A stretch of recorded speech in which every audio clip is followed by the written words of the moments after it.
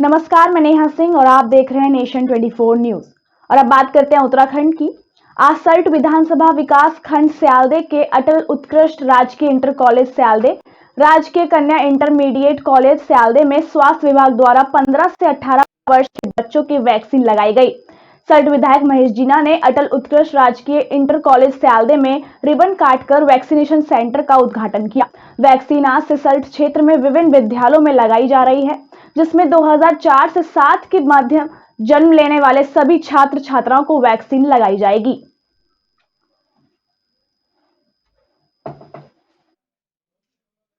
आज मेरे सल्ट विधानसभा में जिन युवाओं की उम्र 2004 से 2007 के बीच में 18 साल हो गई है, उन सबको कोरोना का कोवैक्सीन के टीकाकरण का शुभारंभ हुआ है। उसके लिए मैंने सालदे इंटर कॉलेज और सालदे में कन्या विद्यालय में इसका शुभारंभ किया है और अन्य स्कूलों में भी, अन्य जगहों पर भी इसका शुभारंभ हो रहा है।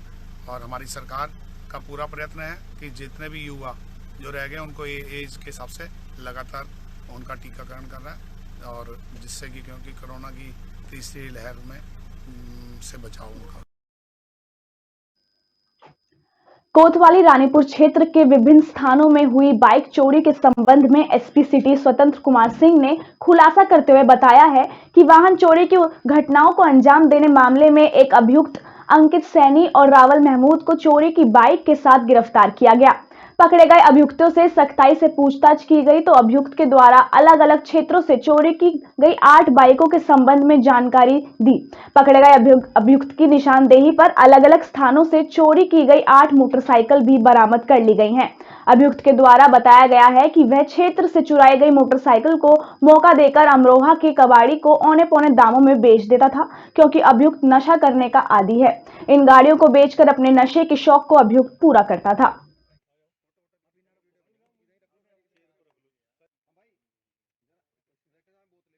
आज एक अभियुक्त अंकित सैनी पकड़ा गया, जो अमरोहा का रहने वाला, हसनपुर थाने का रहने वाला है। उसको सेक्टर 4 पीठ बाजार से रंगे हाथ पकड़ा गया था एक बाइक चोरी करते हुए, और पूछताछ के दौरान उसकी निशानदेही पे अब तक 9 बाइक बरामद हो चुकी हैं और उसको अभी आज पेश किया जाएगा। प्रधानमंत्री नरेंद्र मोदी के संबोधन के बाद 3 जनवरी से हरिद्वार में हुआ 15 से 18 साल तक के बच्चों का वैक्सीनेशन शुरू। जिलाधिकारी विनय शंकर पांडे ने मुख्य स्वास्थ्य अधिकारी डॉक्टर खदेंद्र सिंह सहित उप जिलाधिकारी परन राणा के साथ स्कूलों में केंद्रों का निरीक्षण कर रहे हैं। देश के साथ हरिद्वार में भी 15 से 18 साल के किशोरों का कोरोना वैक्सीनेशन शुरू हो गया है। जिलाधिकारी ने बताया कि शहर के साथ साथ ग्रामीण क्षेत्रों में भी स्कूलों में बनाए गए वैक्सीनेशन सेंटर। देखिए, पहले मैं आपको ये अवगत करा दूं कि माननीय प्रधानमंत्री जी का जो आह्वान था और जैसे निर्देश हमको अपने शासन से प्राप्त हुए, 15 से 18 वर्ष की आयु के जो हमारे बच्चे हैं उनको कोवैक्सीन की डोज लगाई जा रही है और आज से इसका शुभारंभ किया गया है।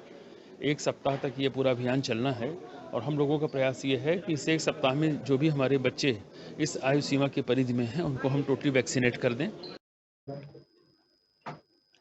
आज भगवानपुर विधानसभा में एक सम्मेलन का आयोजन किया गया, जो कि कश्यप एकता क्रांति मिशन द्वारा आयोजित किया गया। कार्यक्रम में मौजूद कश्यप एकता क्रांति मिशन के राष्ट्रीय अध्यक्ष अजय कश्यप ने कहा, 2014 लोकसभा चुनाव से पहले प्रधानमंत्री नरेंद्र मोदी ने कश्यप समाज से उनका हक देने का वादा किया था, लेकिन आज तक वो पूरा नहीं किया। उन्होंने कहा कि भाजपा सरकार ने कश्यप समाज की अनदेखी करने का काम किया है, जिसका आने वाले सभी चुनावों में इसका खामियाजा भुगतना पड़ेगा। कार्यक्रम में मुख्य अतिथि के रूप में पूर्व मुख्यमंत्री हरीश रावत ने कश्यप समाज का आभार व्यक्त करते हुए सरकार बनने पर कश्यप समाज को आरक्षण देने के प्रस्ताव को पारित कर केंद्र सरकार में पहुंचाने का वादा किया है।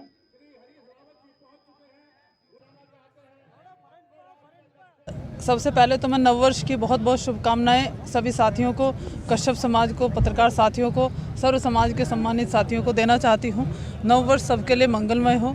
इन्हीं मंगल कामनाओं के साथ आज 2022 का आगाज़ हमारे कश्यप समाज का राष्ट्रीय कार्यकर्ता सम्मेलन भगवानपुर विधानसभा में आयोजित करने का काम किया। इसके लिए मैं सर्वप्रथम तो कश्यप समाज का बहुत बहुत आभार व्यक्त करना चाहती हूँ, इनका अभिनंदन करती हूँ और इन्हें शुभकामनाएं देती हूँ कि जिस तरह की इन्होंने अपेक्षा।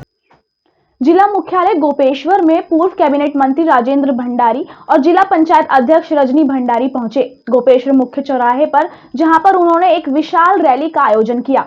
आपको बता दें कि इस विशाल रैली में सैकड़ों हजारों की संख्या में स्थानीय ग्रामीण मौजूद रहे। आपको बता दें कि पूर्व कैबिनेट मंत्री राजेंद्र भंडारी और जिला पंचायत अध्यक्ष के गोपेश्वर पहुंचने पर स्थानीय लोगों ने उनका फूल मालाओं के साथ भव्य स्वागत किया।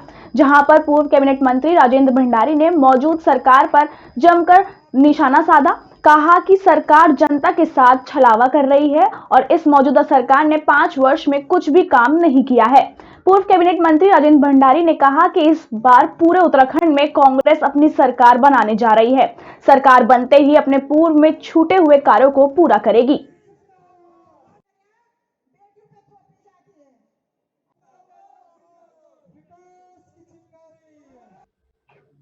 पैनखंडा समुदाय को केंद्र से 27% आरक्षण देने की मांग एक बार फिर तेज हो गई है।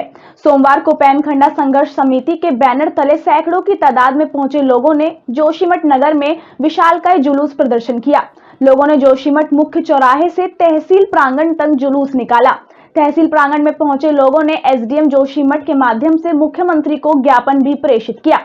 दिए गए ज्ञापन में मांग की गई है कि पैनखंडा समुदाय को केंद्र सूची में दर्ज कर 27% आरक्षण का लाभ दिलवाया जाए, ताकि सीमांत क्षेत्रों के पिछड़े लोगों के लिए कुछ नए रास्ते खुल सके और युवाओं के लिए रोजगार के रास्ते भी साफ हों।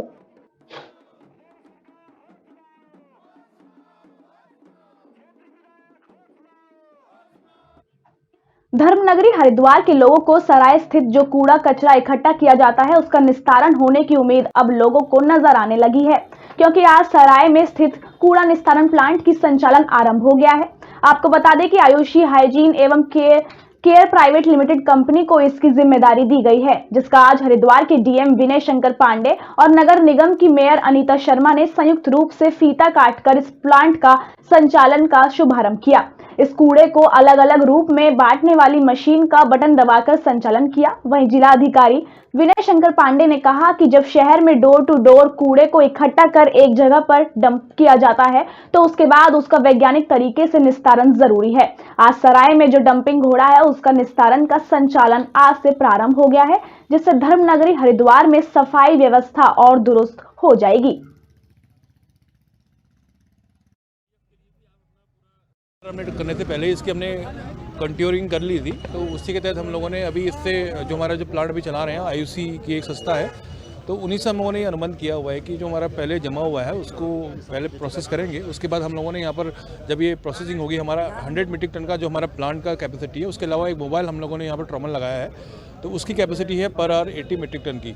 तो अभी हमारा क्या है, इसमें जब हमारा प्रोसेसिंग होगी तो 3 चीज़ें निकलेंगी। एक नट निकलेगा, नट हमारा SLF बना हुआ है, टू टूर कलेक्शन का कार्य चलता है कूड़े का, और जब ये इकट्ठा होकर एक स्थान पे आता है तो उसकी प्रोसेसिंग होनी चाहिए।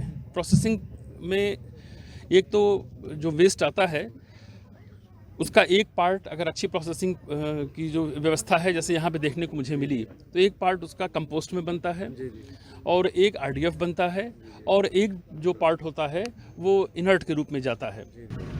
सर, बड़ा ही खुशी का मौका है हमारे लिए, क्योंकि हमें मौका दिया हरिद्वार नगर निगम ने कि हम इस कूड़े का निस्तारण कर सकें, और इसी के चलते हमने इस मशीन को भी ऑर्डर करके यहाँ के लिए स्पेशली कि भाई इस कूड़े को ख़त्म करना है कैसे भी करके। हमारी Ayushi hygiene and care private limited firm है और उस फर्म के तहत हम इस पर काम करेंगे। कोशिश रहेगी सर कि विल बी बेटर देन। अच्छा, क्या लगता है? कलियर क्षेत्र के माजरी गांव में स्थित राजकीय प्राथमिक विद्यालय माजरी में भारत की प्रथम महिला शिक्षिका सावित्रीबाई फूले की जयंती पर सैनी महापंचायत के प्रदेश अध्यक्ष अंकित सैनी ने फूल अर्पित करते हुए कहा कि हमारी सरकार से 3 मांगे हैं। पहली मांग है कि जो वीर शहीद सुनीत कुमार सैनी की धर्मपत्नी के साथ उनकी मांगों को सरकार द्वारा आज तक भी पूरा नहीं किया गया, उसी को लेकर हमारी मांग पूरी नहीं हुई तो हमें आंदोलन करने को मजबूर होना पड़ेगा। हमारी दूसरी मांग कि जैसे भारत के राजस्थान में दूसरा हिस्सा माता सावित्रीबाई फूले जी को सम्मान प्रदान करते हुए 3 जनवरी को अवकाश प्रदान घोषित किया जाए। और हमारी तीसरी मांग है कि माननीय मुख्यमंत्री उत्तराखंड में कहना चाहूंगा कि इस पाठ्यक्रम को उत्तराखंड के अंदर लाया जाए और इतिहास रचे जैसे हमने राजस्थान में इतिहास रचा है।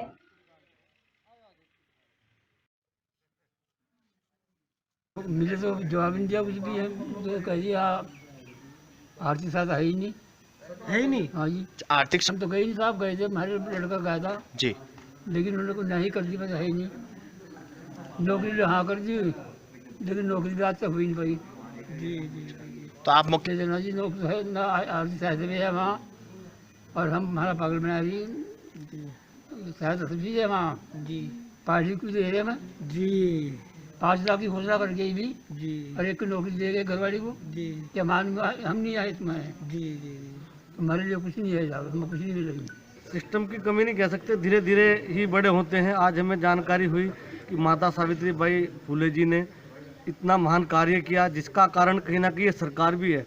यदि माता सावित्रीबाई फूले जी, राष्ट्रपिता महात्मा ज्योतिबा फूले जी के करे गए कार्यों का एक पाठ्यक्रम पुस्तक के साथ लगा होता तो हम लोगों को बचपन से ये चीज़ सीखने को मिलती। लक्सर में अल्ट्रासाउंड सेंटर का निरीक्षण करने पहुंची राज्य महिला आयोग की उपाध्यक्ष ने जिले से आई स्वास्थ्य विभाग की टीम के साथ लक्सर के 3 अल्ट्रासाउंड सेंटरों का बारीकी से निरीक्षण किया।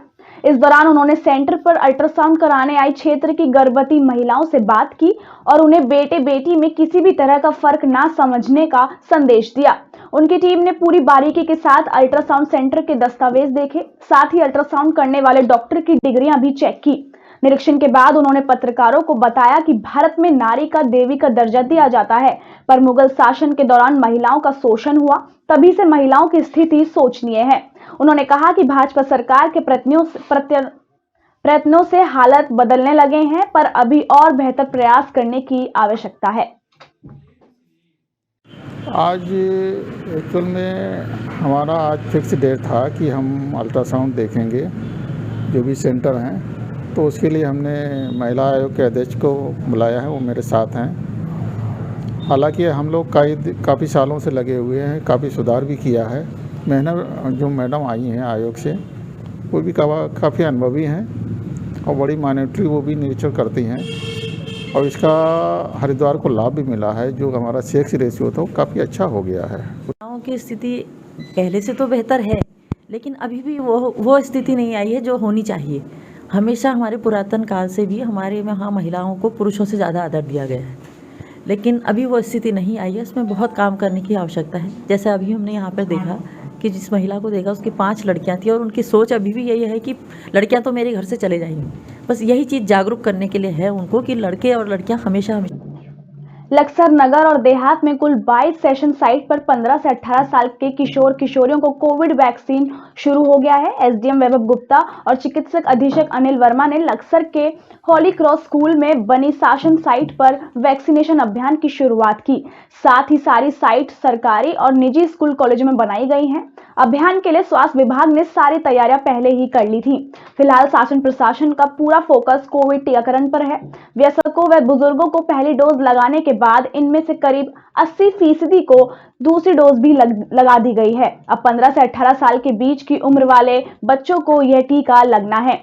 लक्सर सीएचसी के अधीक्षक अनिल वर्मा ने बताया कि लक्सर क्षेत्र में कुल 22 सेशन साइट पर किशोरों को टीके लगाए जा रहे हैं। नगर के केवी इंटर कॉलेज में एसडीएम और तहसीलदार इस अभियान की शुरुआत की है।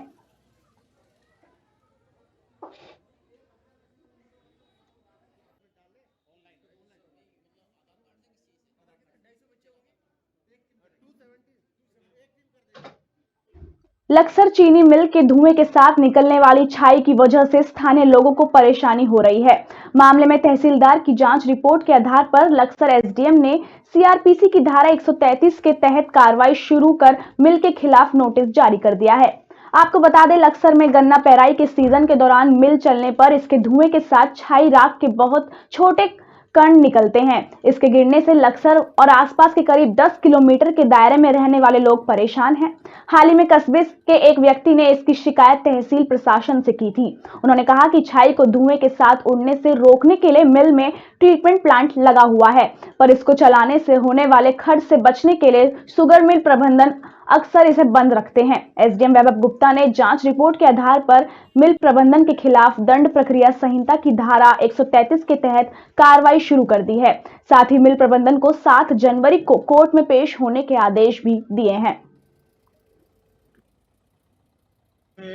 कई समय से सेफ्टी नागरिकों की कंप्लेंट आ रही थी कि जो उनका जो वेस्ट मटेरियल निकलता है, जिसे वो स्लज या लोकल भाषा में राखी कहा जाता है, तो वो पूरी जगह पे उड़ता रहता है और वो जिनकी गाड़ियों से वो लेके जाते हैं, तो उसके लिए पूरी प्रॉपर व्यवस्था न होने से एक्सीडेंट्स होने की संभावना भी है। तो इसमें लिखित में भी एक कंप्लेंट फाइल हुई थी, तो उसी के संबंध में ये थाने से और तहसीलदार के माध्यम से जो रिपोर्ट आई, तो उसके आधार पर ये 133 CRPC में पब्लिक न्यूसेंस के लिए उनके खिलाफ वाद दर्ज हो गया है और इसकी सुनवाई चल रही है। हरिद्वार में बीती दिसंबर में धर्म संसद का आयोजन हुआ, जिसमें उत्तर प्रदेश वक्फ बोर्ड के पूर्व अध्यक्ष जितेंद्र नारायण त्यागी और महंत यति नरसिंहानंद सहित कई संत मौजूद रहे, जिसमें सभी संतों ने अपने विचार रखे। धर्म संसद में भाषण से जुड़े वीडियो वायरल होने के बाद मामला तूल पकड़ गया। वीडियो वायरल होने के बाद संतों पर हरिद्वार में मुकदमा दर्ज किया गया, जिससे स्वामी सागर सिंधु का नाम भी सामने आया। वहीं धर्म संसद के दौरान संतों द्वारा दिए गए भाषण में संतों पर हुए मुकदमे के बाद स्वामी सागर सिंधु ने प्रेस वार्ता की, जिसमें उन्होंने बताया कि धर्म संसद में मेरे द्वारा कहे गए शब्दों को मैं वापस नहीं लूंगा। वहीं सागर सिंधु महाराज ने कहा कि धर्म संसद के दौरान कहे गए वक्तव्यों को लेकर संतों पर मुकदमा करना निंदनीय है। पहले तो मैं आप सब मीडिया बंधुओं का धन्यवाद करूंगा कि आप सब हमारी आवाज़ को सुनने के लिए यहाँ पर आए। आप सबको इसलिए मैंने यहाँ पर हम सब ने आमंत्रित किया है कि धर्म संसद में हमारे द्वारा जो भी शब्द कहे गए उन्हें हम किसी भी प्रकार से गलत नहीं मानते, ना हमें उनका कोई दुख है, ना खेद है, ना अफसोस है, और हम उन वचनों पर कायम हैं। अब जो मुकदमा दर्ज किया गया है, सरकार विवेचना करे, पुलिस विवेचना करे, यदि गलत लगता है और हिम्मत है तो हमें गिरफ्तार करे। विश्व हिंदू परिषद की भूमिका के विषय में विश्व हिंदू परिषद अभी तय करेगा, अपनी जो भी बैठक होंगी उसमें वो अपने जो तय करी जाएंगी, तो इस विषय को रख देंगे हम भी अपना विश्व हिंदू परिषद की बैठकों में। और वैसे तो जो अब मेरा अपना निजी वक्तव्य अगर आप जानना चाहोगे तो अभी अहमद बुखारी के जो बयान के ऊपर हुए थे, उसके आपत्तिजनक बयान हुए थे, उन पर उसके ऊपर NBW के वारंट जारी हैं, आज तक कोई गिरफ्तार नहीं होना कर पाया। तो क्या इस तरह की भेदभाव की नीति हमेशा के लिए चलती रहेगी? भाजपा की गवर्नमेंट आने के बाद भी इस तरह से अगर हम दबाव में रहेंगे तो ये तो बहुत बुरी बात होगी।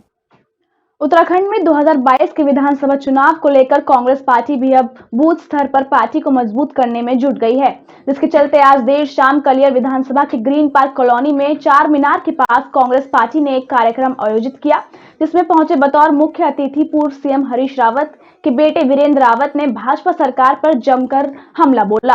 वीरेंद्र रावत ने केंद्र सरकार पर गंभीर आरोप लगाते हुए कहा कि केंद्र सरकार की बदौलत आज आम आदमी अपने आप को ठगा सा महसूस कर रहा है। महंगाई ने उसकी कमर तोड़ दी है, गरीब आदमी का जीना दुर्भर हो चुका है। आलम यह है कि केंद्र सरकार प्रमुख देश के संस्थानों का भी निधीकरण करने जा रही है। जब से मैं विधायक बना यहाँ पर लाइट नहीं थी, यहाँ पर कोई रोड नहीं था। आज आप किसी गली में चले जाओ, यहाँ रोड बनना, जो एक हमारा बाईपास मंजूर हुआ राम मंडी से प्राण के लिए, इस पर काम जारी है। एक नाले की यहाँ समस्या है, नाले की क्योंकि जमीन एक्वायर करानी पड़ेगी और इंशाल्लाह अगली बार एक यही काम ऐसा बचा तो अगली बार ये यहाँ पर नहीं, इस बार हम दमदार व्यक्ति को जो है, जो जनता के बीच में काम कर रहा है, उसी व्यक्ति को हम लाएंगे। खाद्य एवं नागरिक आपूर्ति मंत्री बिसाहुलाल सिंह के बेटे द्वारा आदिवासी महिला की जमीन खाली कराए जाने को लेकर अब कांग्रेस आर या पार की लड़ाई में उतर आई है। इस लड़ाई में कोतमा विधायक सुनील सराफ, पुष्पराजगढ़ विधायक फुंदेलाल सिंह सहित सैकड़ों कांग्रेस आदिवासी महिलाओं को न्याय दिलाने अनूपपुर कलेक्ट्रेट पर धरने पर बैठ गए, जिन्हें कलेक्ट्रेट परिसर से हटाने जिला प्रशासन को अपनी परिसर में धारा 144 लगाने की नौबत आ गई। कांग्रेस के कोतमा विधायक सुनील सराफ ने भाजपा सरकार और मंत्री बिसाहुलाल सिंह को आदिवासी विरोधी बता लालची कहा।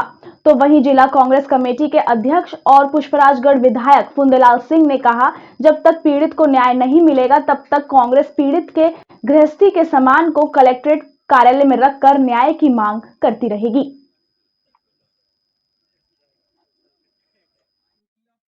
पीड़ित संतोष की 3 एकड़ की भूमि ग्राम परासी में है, जिस भूमि में प्रधानमंत्री आवास योजना का उसका मकान बना है, जिसमें वो अपने पत्नी और बच्चों के साथ निवास करता था। उस जमीन को फर्जी तरीके से खाद्य मंत्री बिसाऊलाल सिंह ने अपने बेटे के नाम करा लिया। वो माननीय न्यायाधीश वर्ग 2 में अपील किया और 27 तारीख को उसकी पेशी थी। चूंकि 27 तारीख को उसको अंतरिम राहत मिल जाती, इसलिए उसके पहले ही आनन फानन में नायब तहसीलदार द्वारा बिना उसे सुने, बिना कुछ किए, बिना नियम कानून का पालन किए गलत तरीके से नोटिस देके उसके मकान को खाली करा दिया प्रशासन ने। जा करके भरी बरसात में वो आदिवासी परिवार 2 दिन से रोड में बैठा था। षड्यंत्र पूर्वक एक रतिराम जो भूमि स्वामी जो था, उनसे पूरे अपने प्रभाव का उपयोग करते हुए पूरे ज़मीन पहले उन्होंने उनके नाम कराया, जबकि ये जो ज़मीन था उनको वारिसाना के नाम से मिला था, संतोष। छिंदवाड़ा प्रदेश में आदिवासियों पर बढ़ते अत्याचार और युवा विरोधी नीतियों के खिलाफ युवक कांग्रेस ने शहर के खजरी चौक पर प्रदेश सरकार का पुतला फूंका। युवा कांग्रेस ने सिंगोड़ी में युवा कांग्रेस पर पत्थर बरसाने वाले भाजपा के कार्यकर्ताओं पर समुचित कार्रवाई की मांग भी की।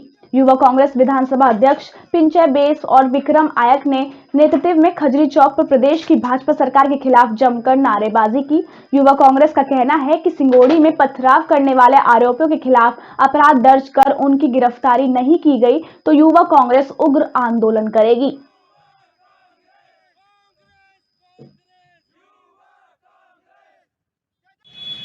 आज पुतला दहन जो है विधानसभा युवक कांग्रेस के नेतृत्व में राज्य सरकार का किया गया। जैसा कि आप सभी को ज्ञात है कि जब से मध्य प्रदेश में शिवराज सिंह चौहान की सरकार आई है, दिन ब दिन आदिवासियों पर अत्याचार और शोषण बढ़ रहे हैं। दिन ब दिन आदिवासियों पर विभिन्न तरीकों से मानसिक और शारीरिक रूप से प्रताड़ना की जा रही है। विगत दिनों आपको पता है कि सिंगोड़ी में जो एकला के हमारे जिला युवक कांग्रेस के अध्यक्ष हैं, उन पर कायराना तरीके से भारतीय जनता पार्टी के नेताओं के द्वारा पत्थरबाजी की गई, जिसमें वो घायल हुए और जाति सूचक शब्द और गालियाँ दी गई। हम चाहते हैं कि उन आरोपियों के खिलाफ ST/SC एक्ट लागू हो और तत्काल उन्हें गिरफ्तार किया जाए। इसको लेकर हमने आज राज्य शासन का पुतला दहन किया। क्या नाम है आपका? विक्रम महाके, जिलाध्यक्ष कांग्रेस आदिवासी बहुजन। बजाल मुख्यालय से जल्दाबाना और समनापुर विकासखंड पहुंचने वाला मार्ग जर्जर हो चुका है, जहां वाहनों के दुर्घटनाग्रस्त होने का डर बना रहता है। वहीं ग्रामीणों को आवागमन करने में खासी परेशानियों का सामना करना पड़ता है। ग्रामीणों ने बताया कि सड़क जर्जर होने के कारण उन्हें आए दिन परेशानियों का सामना करना पड़ता है और लोग अक्सर दुर्घटनाओं का शिकार होते हैं। ग्रामीणों ने सड़क के मरम्मत कार्य कराए जाने की मांग की है ताकि लोगों को आवागमन करने में परेशानियों का सामना ना करना पड़े और वाहनों के दुर्घटनाग्रस्त होने का डर भी ना हो।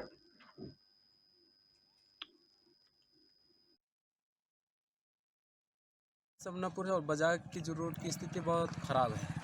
इसमें हमको चलने में बहुत परेशानी हो रहा है, बहुत दिक्कत का सामना करना पड़ रहा है। इतना बुरी तरीके से रोड का हाल ख़राब है, आप खुद ही देख रहे हैं कि कैसा हालत है। आप खुद ही इस रोड का जायज़ा ले सकते हैं। आग से जल्दाबाना या समनापुर के लायक ये रोड जो है बहुत स्थिति में ख़राब हो चुका है। ये जो है गाड़ी चलाने वाले भी बहुत परेशानी होते हैं। ये जो है डामलीकरण होना चाहिए।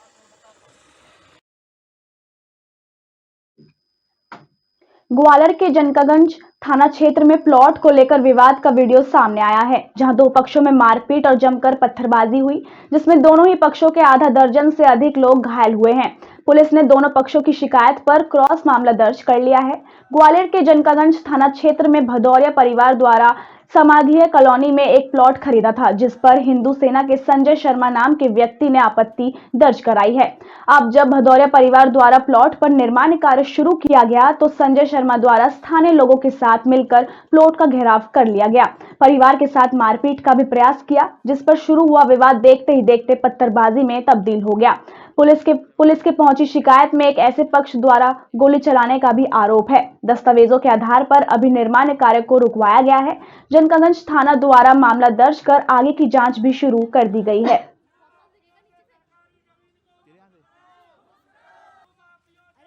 तहसीलदार साहब का कहना है प्राइवेट भूमि की जगह है, सरकारी नहीं है, लेकिन जो सज्जन बना रहे हैं उनके पास भी उसकी पूरी रजिस्ट्री नहीं है। तो फिलहाल साहब ने उसको, तहसीलदार साहब ने रुकवा दिया है। हम लोगों ने भी कहा कि जो जायज़ है वो करें, तो विवाद का हल अस्थायी रूप से अभी निकल। इस बुलेटिन में फिलहाल इतना ही। नमस्कार।